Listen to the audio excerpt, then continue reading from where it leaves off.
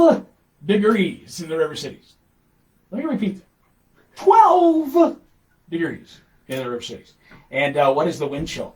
Andy, what's the wind chill? 0. I don't know. My phone's taking. No. Oh, there it is. Yeah, it is exactly 0. You know, a lot of people are complaining. Wow, how did you do that? I can see your phone. A lot of people were complaining about the temperature, but you remember it wasn't too long ago, 2 years ago, we had that polar vortex. Right. Remember when that came through?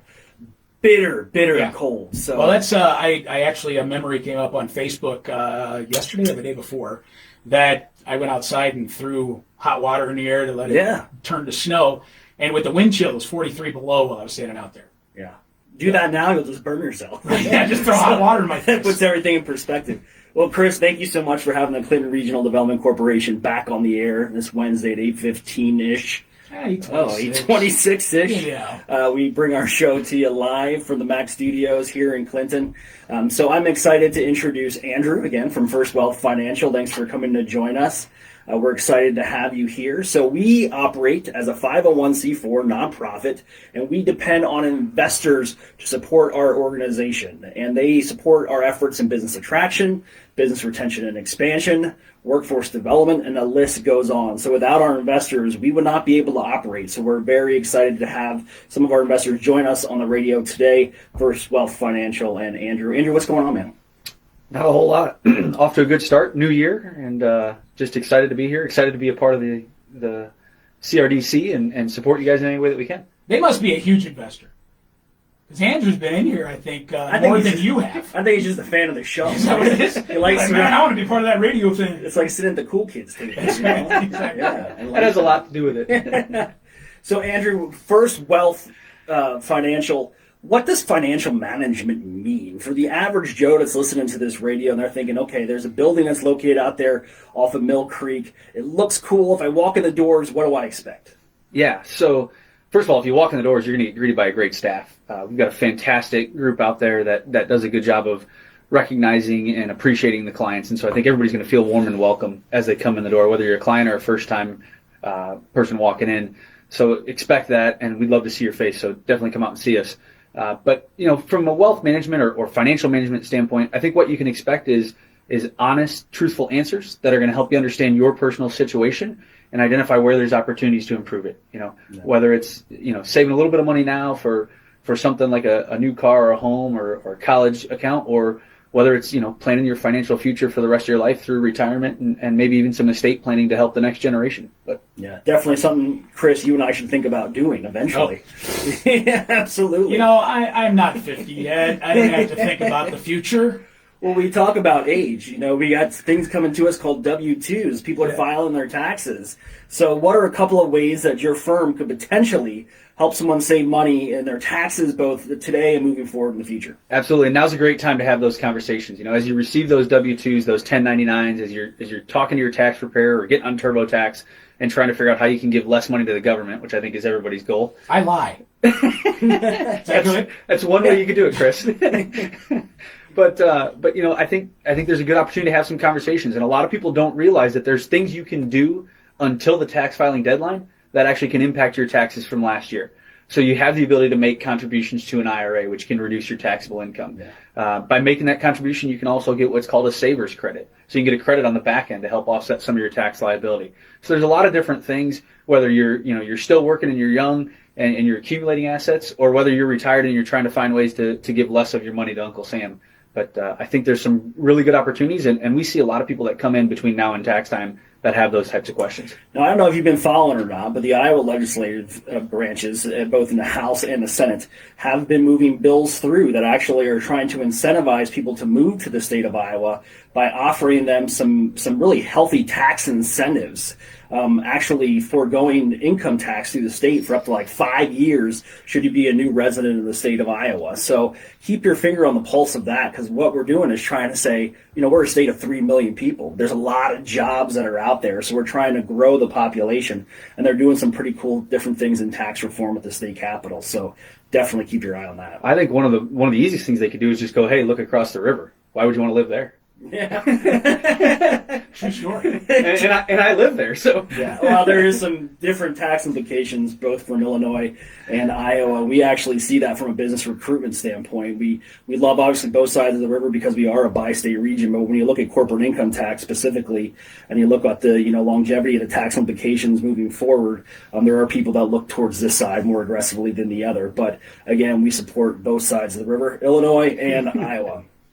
So why do you think sometimes that people get nervous about walking into your front doors? When you talk about wealth management, financial management, they get scared because they determine, like, I guess you say, when you say wealth management, that means you have to have just excess amounts of cash, right? Yeah, I think there's two main reasons. Number one is exactly what you just said. I think people get nervous or concerned about, do I have enough? What is wealth? What do we define wealth as? And am I wealthy enough to walk in the door? Will they have a conversation with me? And I think, something that we try to be really clear about is there's no minimum. There's no minimum to walk in our door. You don't have to have so much money or anything like that. We want to help everybody. If you've got financial goals and dreams, there's a way we can help, and there's a conversation to be had. And I think your dreams are just as important as everybody else's. So I think that's the first thing. The second thing is I think people are scared of the unknown. A lot of people, they're scared of doing something they don't know what it's like, and nobody's really had these conversations before until you walk in the door. Finances are things that we don't talk about around the kitchen table, especially if you're paycheck to paycheck. Exactly. Right? Yeah, and so I don't know. Some people come in and say, I have no idea what my mom and dad have or what they've done, and they've never really told me what they had. And maybe it's none of your business, but maybe it'd be nice if they give you some guidance and help you understand that there are things you can do out there. And so I think it's just one of those things that a lot of people kind of stick their head in the sand and they hope that everything's going okay. And then there's a time and point where they kind of need to have the conversation. And that's why it seems uncomfortable. Whereas if we get started early, or if you're just open about your situation and understand that everybody's different and there's no judgment, we just want to help the best way we can, I think it can take some of that off the table. Yeah, absolutely. Again, we're talking to Andrew from First Wealth Financial here in Clinton, located right off of Mill Creek. What is your actual address? 1210 19th Avenue Northwest. Yeah, beautiful building out there. And we're talking about wealth management. So my next question to you is, how is the best way that somebody can reach out to you guys? I mean, they can obviously walk in the door. Do you have a website? Is there a person that they should call if they want to schedule an appointment? Yeah, absolutely. So Brooke Boyson is our business manager. She's the point of contact for any new appointments. She's a great resource. She'll get you on the calendar quickly. And her email is Brooke, B-R-O-O-K, no E on the end, at firstwealthfinancialgroup.com. I know we picked the world's longest email. Yeah. But Brooke at First Wealth Financial Group is a great resource. You can reach out via email. It's nice and easy. That way you don't have to pick up the phone and call or walk in. All those nerves about talking to somebody in person can go away. You can just send that anonymous email. And or you can give us a call, 563-242-1885. Or go to the website, www.firstwealthfinancialgroup.com. We've got a great website. We revamped it a little over 12 months ago. I think it's great, but I think a lot of people think it's great as well. And there's a lot of good information on there. You can learn about who we are, what we do, and there's even some just generic information about the markets or financial decisions in general. Now, are you guys still rocking the white button-up shirts with the black vest in all your pictures? I love that. I do. All the guys have the black vest and then a button-up white shirt underneath. We've gone away from that. We've gone to still a white button-up. Most of us wear a blue tie and some sort of sport coat. So yeah, we've gone away from the black vest. But yeah, that was our go-to for a while. No, loved it. So you guys are an investor in the Clinton Regional Development Corporation. Why is it important to you and First Wealth Financial to invest in nonprofit organizations throughout the community? Philanthropic giving is something that everybody looks at, but maybe doesn't dip their toes in the water because they don't know how much they should give. For us, it doesn't matter how much because you're supporting economic growth throughout the region. But you guys have been an investor for a long time. And so I ask you the question, why? Yeah, I think it's important to support the community that supports us. We truly define ourselves and hold ourselves to a standard of being good stewards of that which is entrusted to us. And I think a huge part of that is giving back. We work with a lot of people in the community. We try to help them with their needs, but we want to be able to give back and help them in other areas other than just their finances. And we want to see the community grow and do well. I mean, truthfully, we, like you said, we built a new building 6 years ago out there on the bypass, and we didn't build it because we plan on being there for a short period of time. We want to be there for a long time. We want to see this community grow. We want to see opportunities to help the community grow. And all of that, works kind of full circle. So that's our primary reason. First walked into your office, you guys were located out there at 2nd Street, which is now a Dunkin' Donuts. So I walk into that same door over and over again, no matter what you are, whether you're First Wealth Financial or Dunkin' Donuts. I enjoy their coffee. So they have a drive-through.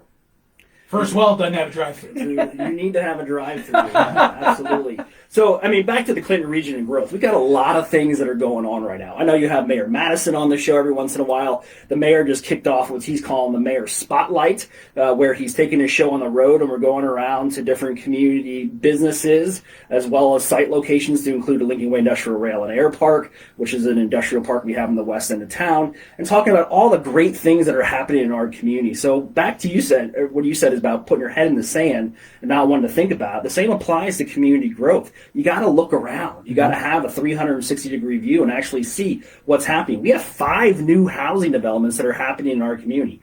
5. That's huge. It's huge. And this is market rate housing. So we're going to potentially draw in a whole group of people who want to reside in the city of Clinton, but are also going through indirect investment, spend their money at the local casinos, or spend their money at the local grocery stores and the gas stations. And there is a ripple effect. There's like a 3 times multiplier where we're generating a tremendous amount of economic wealth in our community just by attracting new people in.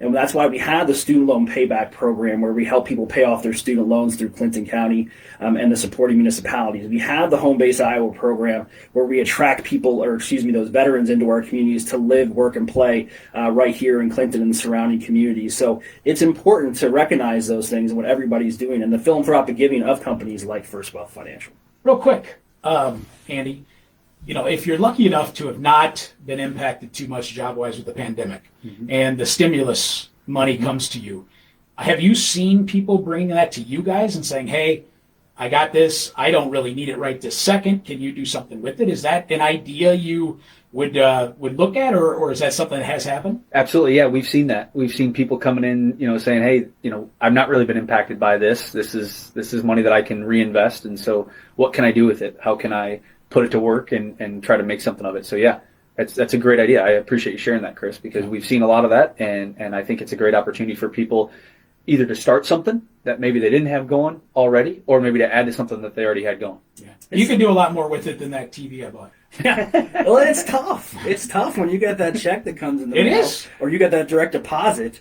Your animal-like instinct just wants to go buy something cool, right? I want to throw a keg. That's the first thing came to my mind. But what do you do with it, and what's a smart way to handle money? And that is a hard conversation for people to have, with themselves and with their families. So that's why people like First Wealth are out there, and you can engage them. They're the subject matter experts. Let them direct you on where to go. Absolutely. Smart way to do it. Yeah. Chris, that's all I have for today. I know that next week I'll be in here talking about our business retention and expansion efforts. 3 weeks in a row. With me. Am I a lucky man? You are lucky. You should play the lottery, my friend. I tell you what. But when we talk about business retention and expansion, we're talking about the importance of supporting our existing industries.